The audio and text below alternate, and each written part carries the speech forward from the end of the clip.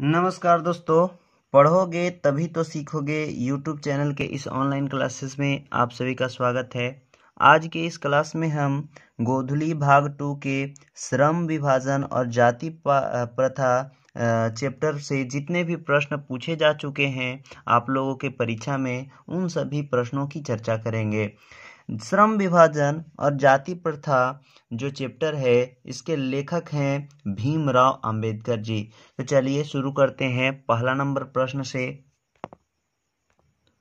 पहला नंबर प्रश्न दिया हुआ है, निबंध है, यानी निबंध कौन सा है? श्रम विभाजन और जाति प्रथा, नागरी लिपि, परंपरा का मूल्यांकन या इनमें से सभी। तो जो श्रम विभाजन और जाति प्रथा है वह एक निबंध है, और नागरी लिपि जो कि गुणाकर मूल्य के द्वारा लिखा गया है वह भी एक निबंध है, और परंपरा का मूल्यांकन जो दिया हुआ है जो रामविलास शर्मा के द्वारा लिखा हुआ है यह भी एक निबंध है। यानी इनमें से जो तीनों है यानी उपयुक्त सभी निबंध है।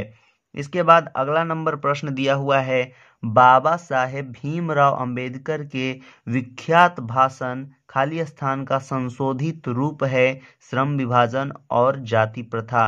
तो जो बाबा साहेब भीमराव अंबेडकर हैं उनका भाषण दिया हुआ था एनिहिलेशन ऑफ कास्ट, उसी का संशोधित रूप श्रम विभाजन और जाति प्रथा नाम का पाठ है जिसे हमें पढ़ना है। यानी ऑप्शन नंबर सी इसका सही जवाब है। इसके बाद अगला नंबर प्रश्न दिया हुआ है, एनिहिलेशन ऑफ कास्ट का हिंदी रूपांतरण किसने किया है? तो इसका सही उत्तर है ललई सिंह यादव ने इसका हिंदी में रूपांतरण किए हैं। इसके बाद अगला नंबर प्रश्न दिया हुआ है, बाबा साहेब अंबेडकर का जन्म खाली स्थान ईस्वी में हुआ था। यानी इनका जन्म जो था वह 14 अप्रैल 1891 ईस्वी में महू मध्य प्रदेश में हुआ था। इसके बाद अगला नंबर प्रश्न में दिया हुआ है, बाबा साहेब भीमराव अंबेडकर का जन्म किस राज्य में हुआ था? तो उनका जन्म मध्य प्रदेश में एक महू नाम का जो जगह है वहीं हुआ था। इसके बाद नेक्स्ट प्रश्न की ओर चलते हैं। नेक्स्ट प्रश्न दिया हुआ है, बाबा साहेब भीमराव अंबेडकर के प्रेरक कौन थे? उनके प्रेरक का नाम बताना है कि उनके प्रेरक कौन थे। बुद्ध, कबीर, ज्योतिबा फुले या उपयुक्त सभी। तो उनके प्रेरक इनमें से तीनों थे, यानी उपयुक्त सभी जो थे वे उनके प्रेरक थे। इसके बाद अगला नंबर दिया हुआ है, बाबा साहेब भीमराव अंबेडकर का निधन हुआ था, यानी उनका निधन कब हुआ था? तो उनका निधन दिसंबर 1956 ईस्वी में हुआ था, यानी ऑप्शन नंबर ए। इसके बाद अगला नंबर प्रश्न दिया हुआ है, the rise and fall of the Hindu women के लेखक कौन है?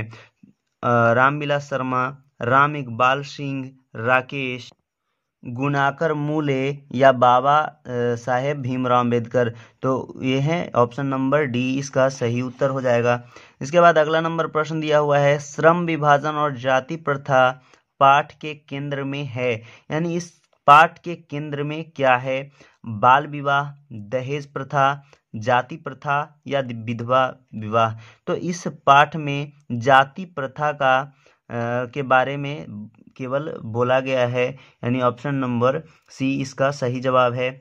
इसके बाद अगला नंबर प्रश्न दिया हुआ है, लोकतंत्र मूलतः सामूहिक जीवन चर्चा की एक रीति तथा सम के सम्मिलित अनुभवों के आदान प्रदान का नाम है।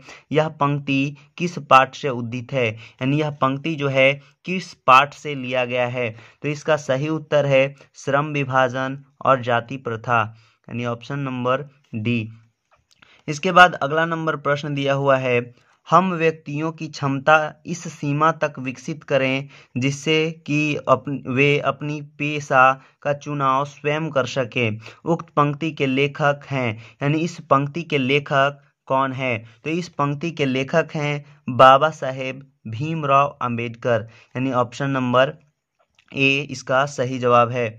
इसके बाद अगला नंबर प्रश्न दिया हुआ है, खाली स्थान भारत में बेरोजगारी का एक प्रमुख व प्रत्यक्ष कारण है।